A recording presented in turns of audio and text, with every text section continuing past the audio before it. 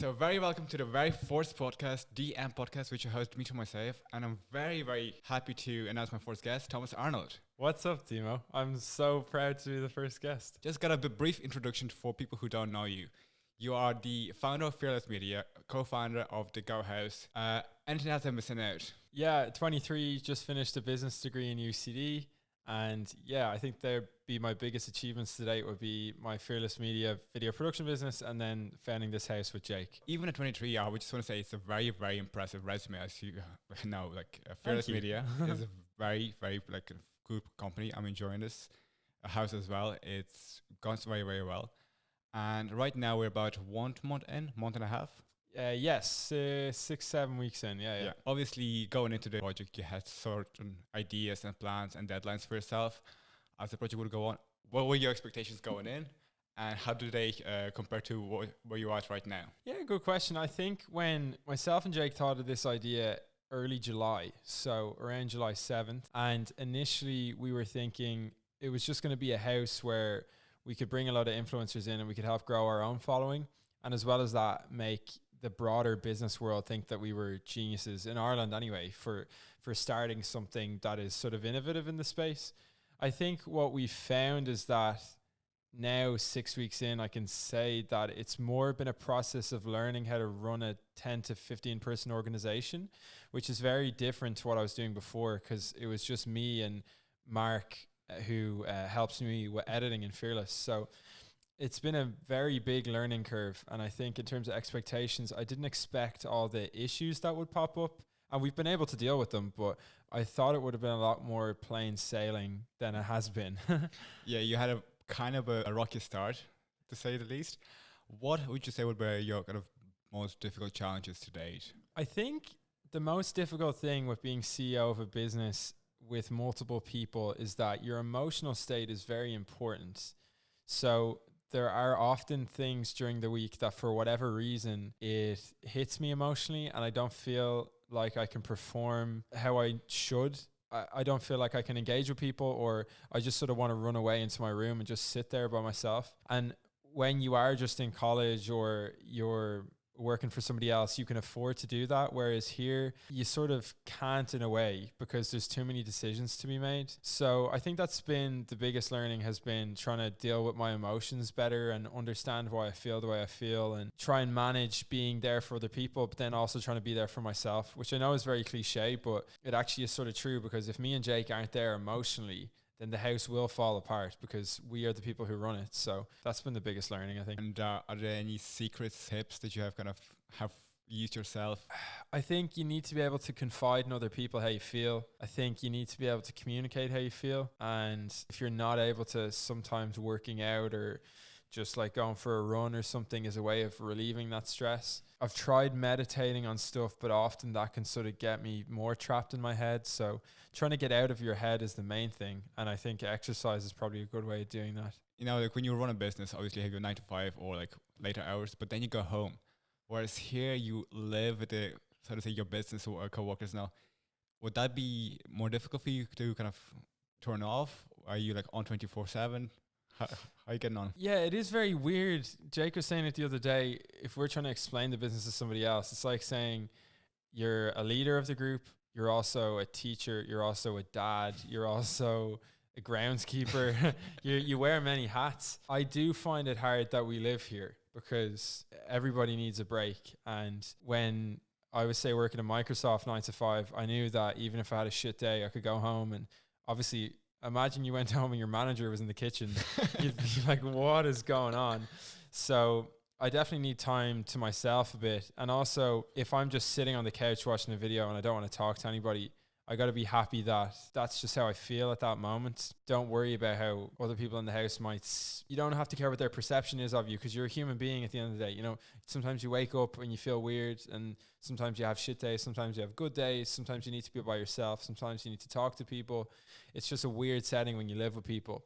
But when you have a bit of empathy for yourself, it's okay. Would you say it's more difficult for you to be in charge, be more of a kind of a authoritative figure?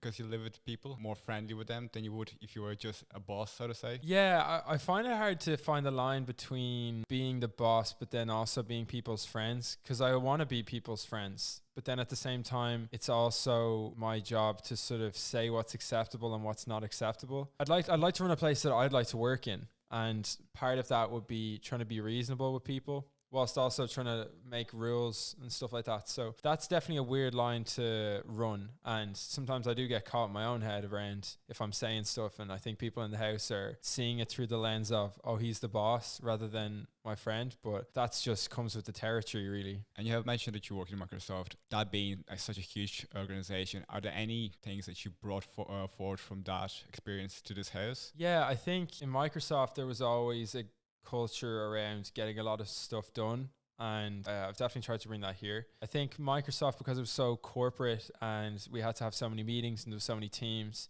it definitely was a lot slower in terms of getting stuff done and making change. And so I've tried to do the opposite here. I've tried to have it so that we're a nimble, quick startup and we can make changes on the dime, basically. I think something that I didn't know beforehand, but I do know now, is that when we were coming into this, we had very little structure at all. Me and Jake presumed that we have the influencers who know how to do their influencing. We have the photographers, the videographers, they know what they're doing, and then the whole machine will run itself. When what we have learned is that stuff like meetings and one-on-ones and all those corporate things that are baked into those organizations actually do serve a purpose. They actually can be very helpful, and they can help motivate people, and they can keep people on board, and they can align us all to a mission. And I think those things are all like very helpful, but I didn't understand that before coming here. Okay, nice. This house being the first house in Ireland, you having a monopoly, do you think that is a good thing or a bad thing? Because like compared to like US, there are like several houses, and there's almost kind of a healthy competition, maybe unhealthy, I don't know. I wouldn't be as tuned in as I would be with the Irish market. Do you think that the Irish market is ready, first of all, for the content house? And second of all, should there be more than one? And in your opinion, if there should be, just say they'll be coming along at any time soon, or would it be just us for a while? I don't know if another one's going to pop up. If I was not in here, I would be very pissed and I'd be trying to do my own one. So I think one could pop up at any point.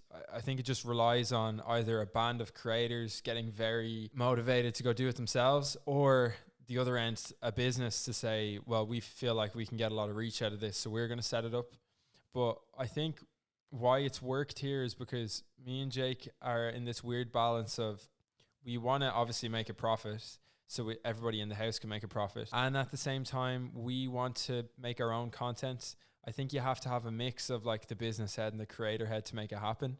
And also, practically speaking, there just isn't a huge amount of creators that would work in a house in Ireland. It's not even the same as the UK. So I think one could pop up, but it would be sort of difficult. And I think it's very much a good thing that we're the only house. If one popped up, I would welcome it with open arms, because it would be more content. I would just try and make a better house than theirs, really. So it's a bit like the Sway House and the Hype House. Like, they're the main competitors with each other.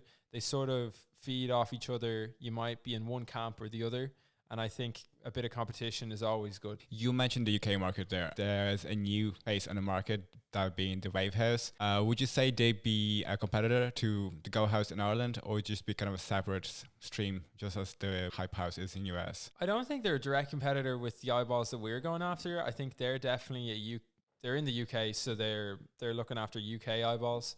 But ultimately, I think that the houses aren't, although they are set up in different countries, they aren't restricted by their geography. Ultimately, every house, a bit like the Hype House, although it's American based, it is truly a worldwide house. And I think every house is really just competing for the world's attention. Although you do have to start off generally in the market that you're in and make content around stuff that works for that local audience. So yeah, they're definitely a competitor, but I don't think we're in direct competition with the Wave House. If anything, we could sort of play off them to get more views ourselves. So it's sort of the same, like there's the Jet House as well in the UK. I think the Jet House and the Wave House, although the Jet House is in Spain, I think they are way more direct competitors than we would be to them. And I know it's very early days, it's only 8 weeks in, but long term, where do you see the Go House go? Yeah, that's a good way of putting it. I'd love to, so we're extending the project till Christmas, which is great, as a good start. I'd like to see a couple more brands to get involved so we can do a few nice case studies. And I'd ultimately like to see some form of expansion in 2021. That's just not even something that we've thought about, and we don't even know how that will work. Like, is it more in Ireland or is it more somewhere else, or how does that even look? But regardless, when we were starting this, it was like a nice next step for me and Jake, and we thought it would be cool. And we always like to try and one up ourselves. So I think naturally it would be to at least get another house and do it somewhere else. But whatever's fun, really, like ultimately, not to make it real dark, but I always bring it back to when my friend Oren died in 2018, which is when we were just back from Japan. The chap died of like heart conditions when he was 18. And that type of stuff definitely puts me in a better perspective about what you want to do with your life, because we could die at any point. So I want to make sure that I'm doing stuff that is fun and is sort of interesting. And this is fun and interesting to me right now. If it means making 10 houses and that's fun and interesting, great. If it means that I go off and learn piano for a year and that's fun and interesting, I'll do that. But as long as the projects are fun and interesting and I feel like they have meaningful impact, then I'll continue to do them. That's actually quite a nice kind of ties into my next question. So, as you know, and everyone knows, COVID is everywhere. It's not leaving anytime soon. And for a lot of students who are just leaving uni, who are just going into uni, finishing off secondary school, college is becoming not much of an option, so to say, because right now it's just all online.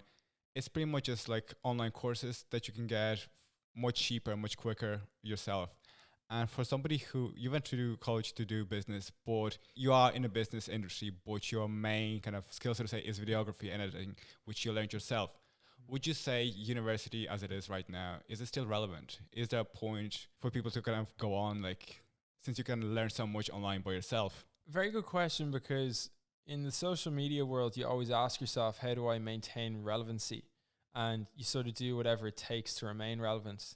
That might mean moving to TikTok, or it might mean collaborating directly with the big creators, or it might mean changing up your content. I don't think anybody would argue with the fact that if you don't pivot to what is hot at the time, you will quickly be forgotten.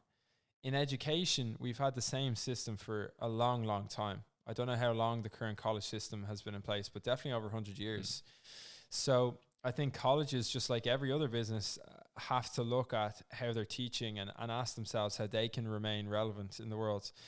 And I think Corona has definitely created a scenario where education no longer is as simple as turning up with lecture slides, and like the whole USP of being able to meet all your friends, like that's not there anymore, is it? And Zoom is still there. What? Zoom quizzes and all. Yeah, Zoom quizzes, yeah, or Kahoots or college debates, like they're sort of all gone really. And I'm sure the colleges are A, trying to get online as quick as they can, and B, are sort of shitting themselves that people won't pay their fees. And like ultimately, all these things are businesses. They want to keep running. They've gotten most of their money from the foreign students this year who are still living on campus, and they're just trying to keep afloat. So it's obviously a big struggle. So to answer the question, is college as relevant? I think it is in a way. I think there's a weird thing here where lecturers are academics, and academics are like deeply rooted in research and stuff. And there's not always a correlation between being very knowledgeable in your field and being very good at teaching it. There's sort of two different skill sets. So I think it would be better to get people who are actually in the field to chat to students and to get them actually motivated to learn about stuff. I think colleges really have to work to remain relevant today, especially with online. Going back to your experience in college and being in Microsoft and like being very involved in societies and all, would you, like knowing that you know everything right now, like 2020 hindsight and all, going back, would you still go to college? Oh my God, what a good question. Because you did drop out from your DCU. DCU, yeah. I was in DCU for 3 to 4 months and then I left. Would I go back again? I think it just would have been like a bit like the house here.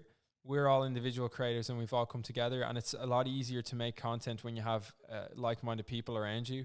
If we were all in our separate houses, we would still be motivated and stuff, but it's definitely scarier to make content. And it's sort of the same thing. Like if I was 18 again and I did know that I liked videos, it would have been a lot scarier for me to go, oh my God, I'm only doing videos.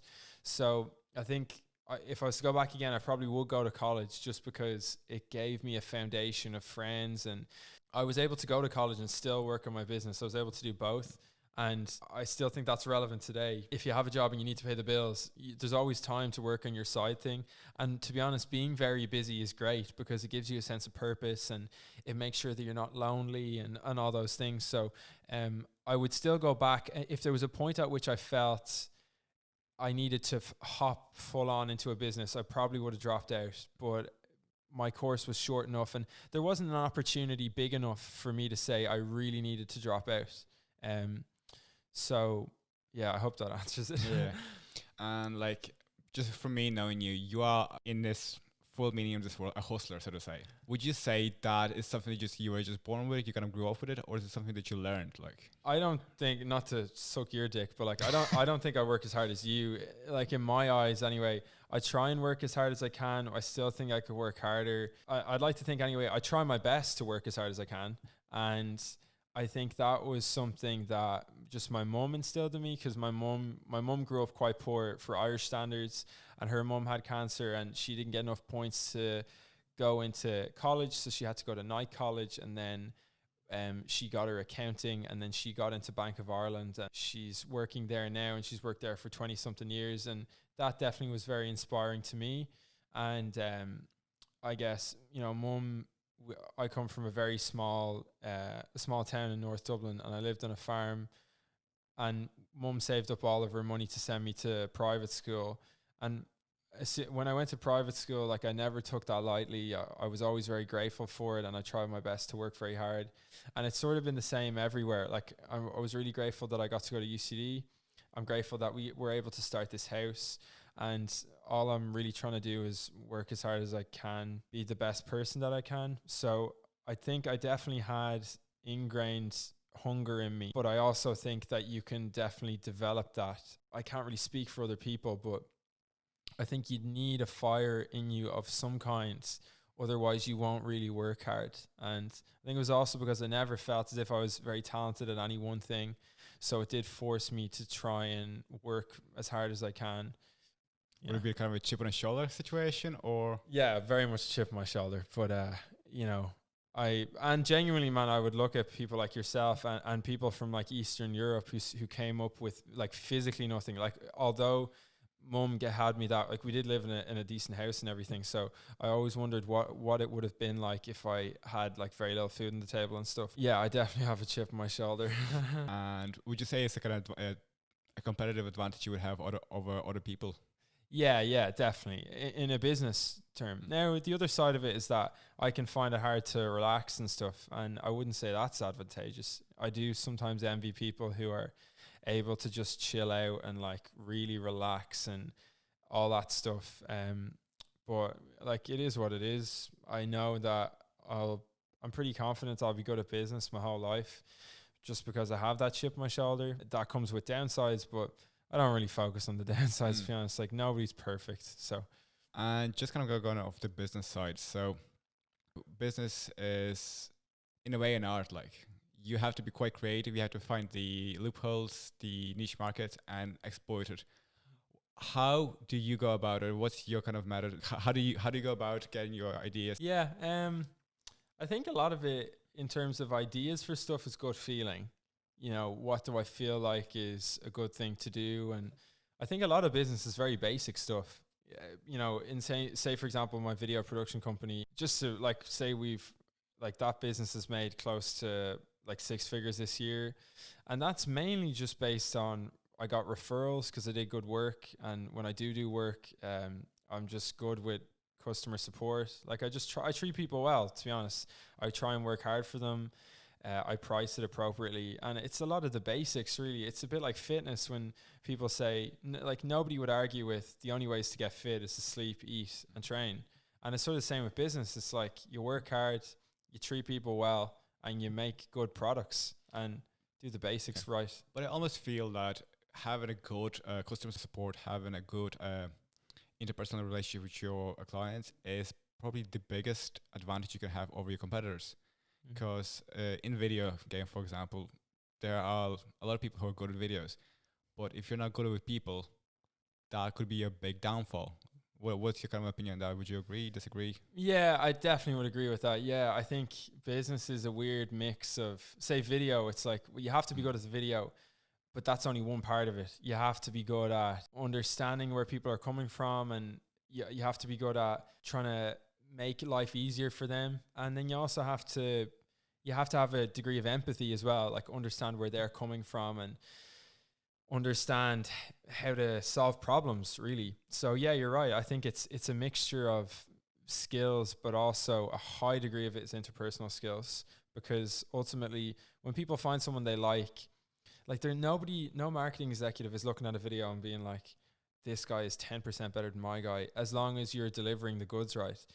On the other hand, there's so many people who can make videos, but they're just awful to deal with. And if you can be both of those things, good at the art side and good at the sort of strategic getting shit done side, then you're onto a winner.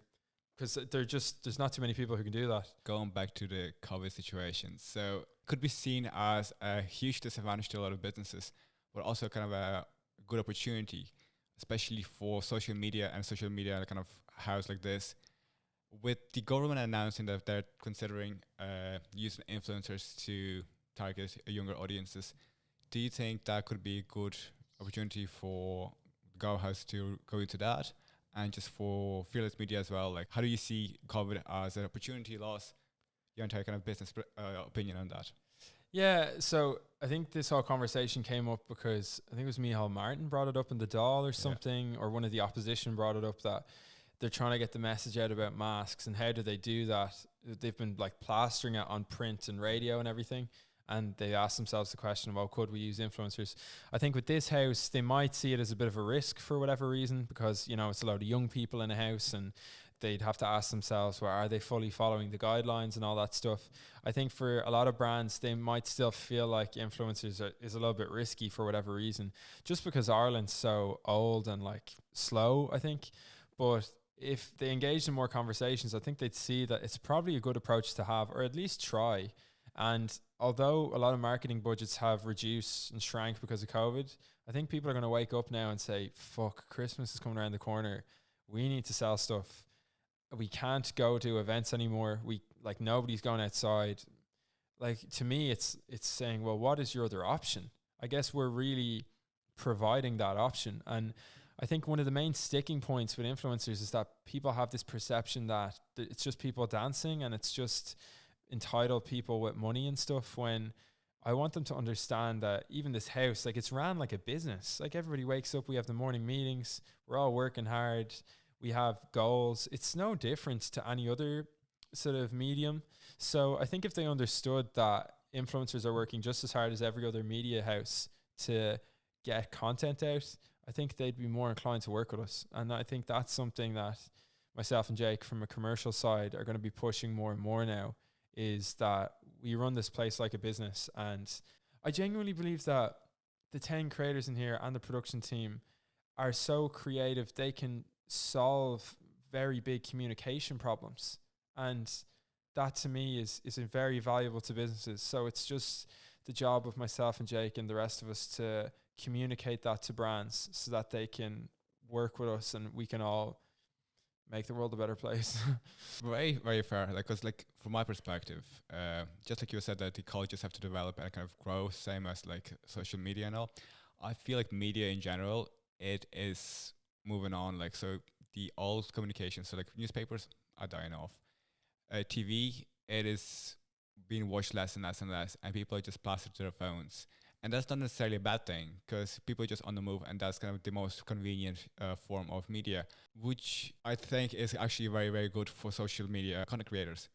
And with COVID, the way I see it, if anything, it has pushed forward the progress that social media would have had maybe by 10 years or so.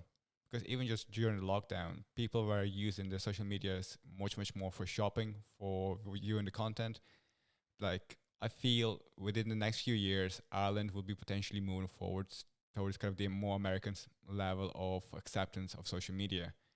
So, and can just going back to the Go House and like how it's going on. If you were to start over this business again from the start with all the knowledge that you have, what would you do different? I think we'd probably bring in structure a bit quicker, just so everybody can pump out more quicker. Probably lean into more controversy. I think on a practical level, I'd probably stick cameras everywhere in the house, because that to me would be very good content, you know. But other than that, I sort of think that's it. I might have like tried to broker a better deal with the landlord, but other than that, I think that's sort of it.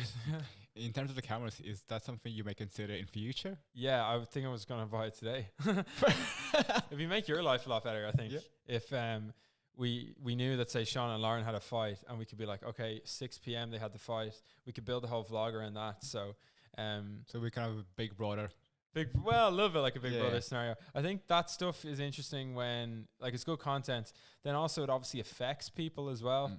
And, you know, I think good content is authentic and personal, and sometimes personal can set people back a bit. But I think we'll get cameras in soon. Would you say there'd be kind of a time limit? So like 9 till 6, there'll be cameras, and after that, it'll be just relaxed time. People can be themselves. I don't know, man. We'd learn as we go. I think we've both learned that, and I think the house has learned that. We try stuff and we learn, and we try stuff and we learn, and that is the exciting bit about the house, is that we don't fully know all the answers. But if there was a scenario where it was getting too much to handle, then we'd obviously cool back a bit. Yeah, we definitely don't want a situation where we want people to enjoy themselves here, you know, and we want them to be able to make content, and we want them to have fun. And we don't want a scenario where people are fearful or people feel like their privacy is being invaded too much. So I think we can find a balance there somehow, but we'd only learn by trial and error. You mentioned controversy there in your answer, and saying that you would have leaned into it more. Are there any specific ones that you would have exploited more for cloud, so to say? Yeah, I wouldn't even say exploit is the word. It's more so just don't be afraid when bad things happen, because often the bad things are the things that people want to hear about. And some of the ones that have happened has been, say, Marty leaving, the age gap thing, diversity in the house. Like there was other bad stuff behind the scenes we probably could have just brought up into the day of light, because people like seeing it. So I think it would have been, don't be afraid of controversies, play out the storylines and see what happens, because people are dying for good content. And they're dying for entertainment. And I've been guilty in the past of just being too nice about stuff. So delving into the deep, dark bits of life often can be good content. With the Christmas coming up, what would you say will be your unique selling point that will set you aside from all the other options that the marketing agencies will have? I think there's a few cool things about the house. You got to look at, well, if you have money as a brand, who would you go to? So you might go to, say, a influencer network. And these people would say to you, well, we have a certain amount of people on our books and we think these influencers would work for you. I think what we have is that we have a group of 10 people who collaborate every day. And that's very unique. We also have a very unique Gen Z audience. And we also have a think tank, is how I'd put it, of really great content that comes out. I think one of the coolest things about our house is that we don't just... if a brand works with us, we're not going to just post a picture next to our phone and be like, #ad. We're going to think of a cool piece of content around it, be that it's a comedy skit from Ryan, or it's a cool dance from Lauren, or maybe it gets the whole house involved. We just make content that fans actually would enjoy watching, and making advertisements that are actually interesting is probably one of the most hardest things in marketing. So I think that's the problem we really solve. And couple that with really good in-house production, the fact that we can actually make something look beautiful if you wanted to, makes our house very strong from a marketing point of view. And just from a content point of view, first of all, congratulations. House hit 100K on TikTok today. Oh, well, that was the whole house. Yeah. That wasn't me. Yeah. That's pretty cool, isn't it? Well, it is exciting. Like, when we have a first 1 million view video, which is also pretty cool. Yeah. Which is good. Like, I don't want to jinx anything, but you can say that things are kicking off now. But the 8 weeks behind, would you say that there is anything that you would have not put out, or that you should have put out? No, I think we probably could have gone deeper into, say, the Miriam situation, or we could have gone deeper into, like, we could have probably done more pranks in the house and stuff. A lot of these things, it's hard to know, because you're sort of playing with what's happening at the time. So if Nevos talks about us tonight, we'll probably make a video on Nevo. You sort of just ride the waves. So I think that's the same with all of our content. We're just going to ride the waves of what's current at the time. Is it just kind of going back to you saying stop being as nice? Yeah, like you got to be a bit ballsy about it and be a bit risky. Obviously, don't go out to hurt people's feelings. Of course, yeah. But the benefit of it is that you can always apologize. And then that's more content, you know? I think if we're in that social media game, you have to recognize that it's all about a bit of tit for tat, a bit of fighting back and forth. That's what makes it interesting for people. I only watch stuff now that I find dramatic or interesting, and people are real sad with coronavirus. So I think you should make stuff that people actually want to talk about. And even if they're talking shit about you, that's something that they're getting a kick out of. I almost feel like sometimes people just want something so crazy that will kind of turn them off from their kind of everyday lives. They can forget their like problems, whatever. And a bit of like over the top drama is just something that does the job. Yeah. Like I always go back to, I think one of the things I love so much about videos is that it's pure escapism. I think I love nothing more than watching a video and forgetting about whatever the troubles of the day are. And that's definitely in the back of my mind when I'm making all my content anyway, and the stuff that happens in the house is you provide a fantastic cultural service to people by making content that just gets them out of whatever the hell they're dealing with. And that can't be measured in dollars, but it can be measured in terms of benefiting society. So would you say that a content house such as Go House is more than ever necessary in Ireland during this COVID situation? I actually genuinely believe that, yeah. And I know people shit on social media and say people spend too much time on their phones and it can be bad for mental health and stuff.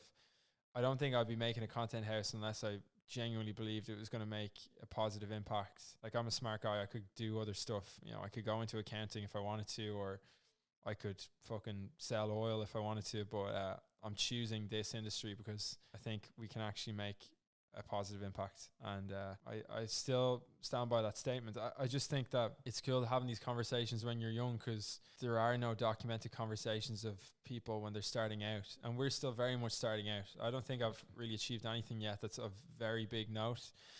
And on a more societal level, I don't think we've done anything as a house yet that's really been like, wow, we made such big impact. So it's cool to see how we're going with stuff, and I just really want to make a difference with the house. So hopefully we can have big interest in stuff soon. Thank you very much. No problem. And that's actually a very nice kind of note on which to finish. And once again, thank you for being my first guest. No problem. I'm looking forward to see how the house will grow and see that impact about which you have talked. Cool. Thank you, Dima. And for all the listeners, thank you for listening. Follow us wherever we are. I don't know where we're going to be yet. I still have to register everywhere. And tune in for podcast number 2 with our next guest. Bye-bye.